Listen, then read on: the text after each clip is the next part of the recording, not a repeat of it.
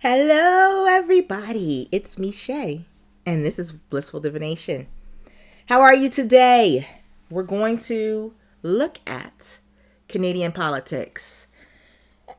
Yeah, it's time for me to dig in my own backyard and find out what's going there. So, I have a list here, a handy dandy list, a listy list, um, about some things that caught my attention over the weekend. Number one, let's talk about this hotel thing, this mandatory hotel thing. Okay, let's talk about this mandatory hotel thing. All right, so if you don't know, in Canada, they've recently instituted this new rule that if you have done some unnecessary traveling, non-essential travel, that when you return to Canada, that you, number one, in order to return to Canada, you must have the negative COVID test. Then when you get to Canada, you have to take another COVID test, which takes about 3 days to get. And in that meantime, they mean you to go stay in Toronto or wherever you are, wherever, in a hotel. Now, these hotels have contracted to be a government approved hotel.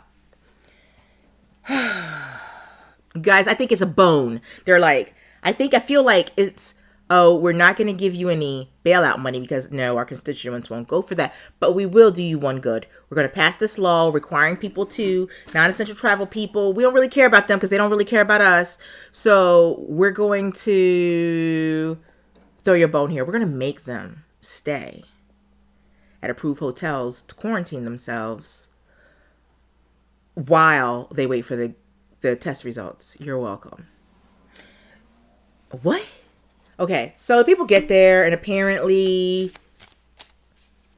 all crappeth breaketh looseth.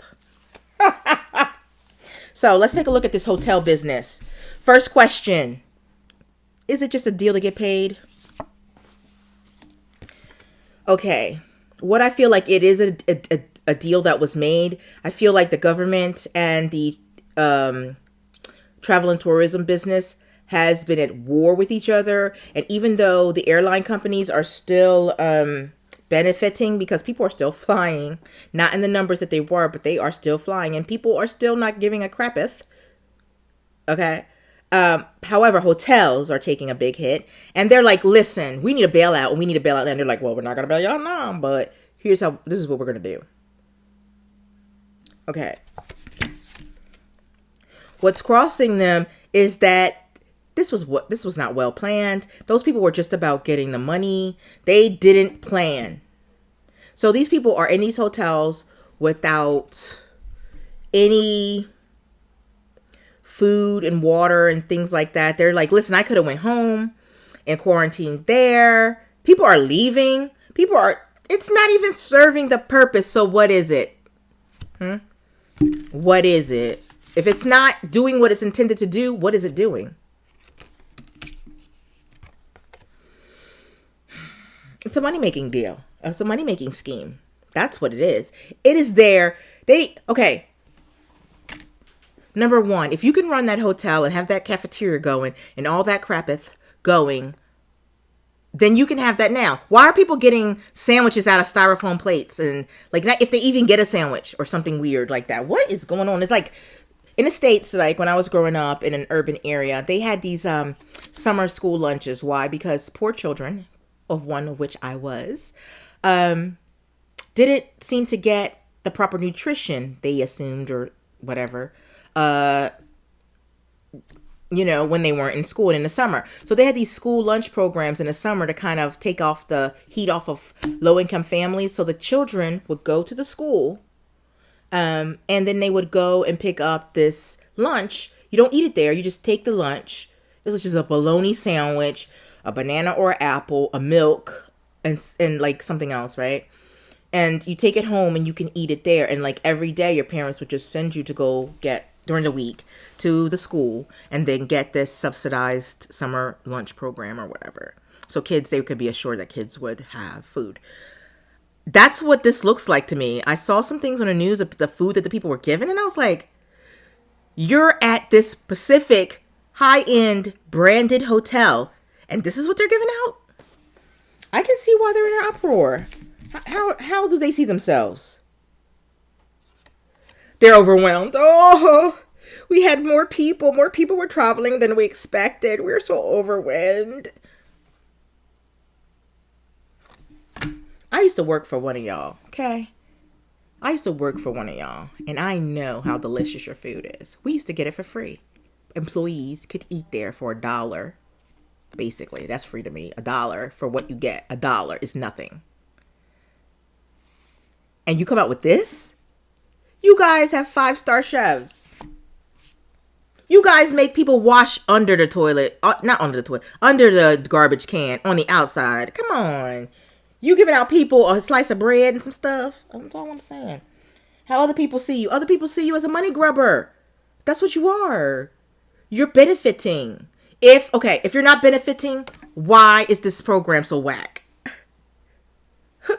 Why are you not carrying that standard? If you're not just to grab $1, why are your standards so trap house? I'm not even gonna say like motel or something like that. Even a motel is better than that. They're afraid that people are going to start hearing about this. And yes, whatever you do, your goodwill is going to run out. People are going to remember you when this is over. When people start traveling more after they've been vaccinated and everybody's got their all clear to do whatever it is that they want to do, they're going to remember, oh, I'm not staying there. Ugh.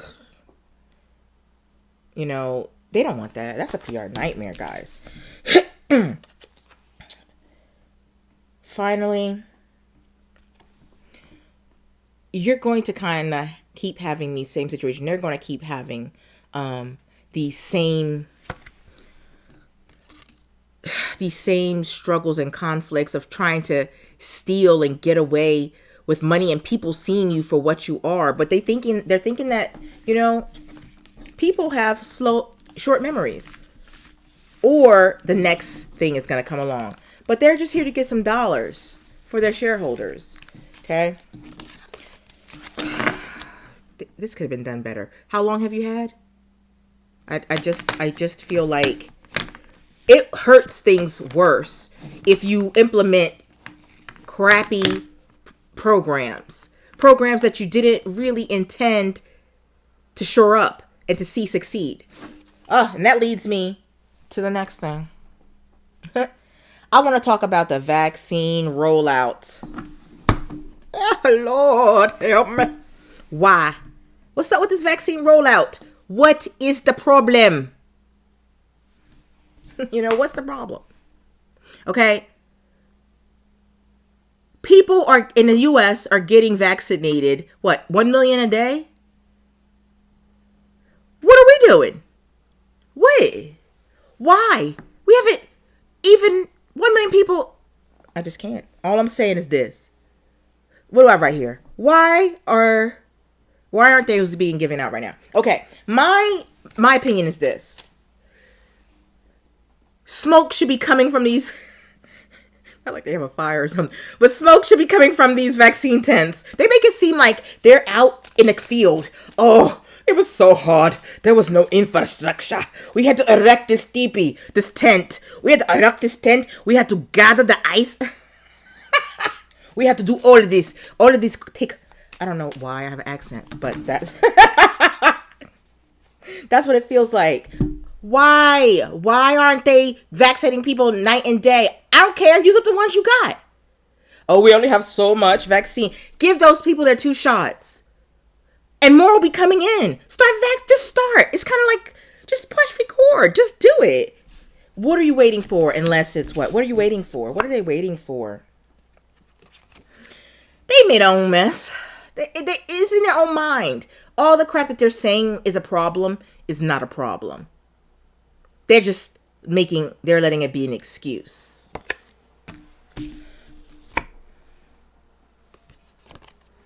They're fighting amongst each other over money. This is not your money. It's for the vaccine rollout. Roll it out.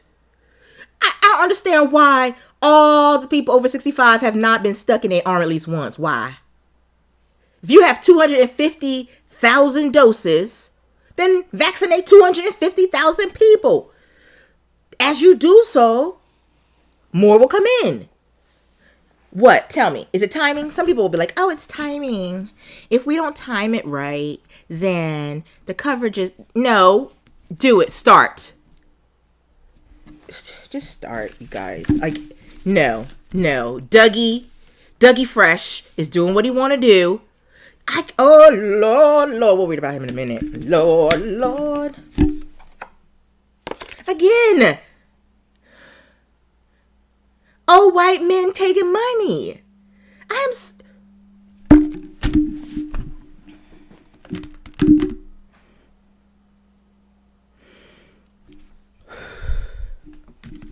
Why?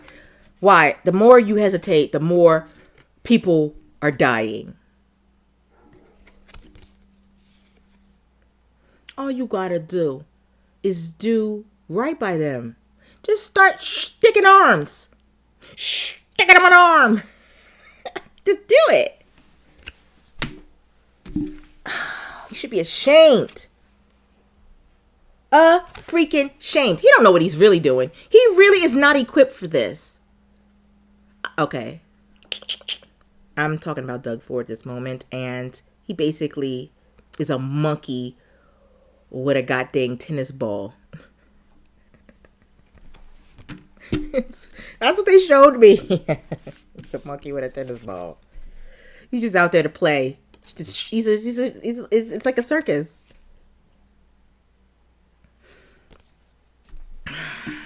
Money makes the world go round. This is why I don't read so much on a daily basis. Why? Because energetically, my tolerance, I have a low tolerance for stupid stuff, y'all. Y'all don't know. I am quintessentially a black woman, okay? I'm a black woman tried by the world, and all I'm going to say is I don't got time for stupid stuff, and this is some stupid quackery that's going on.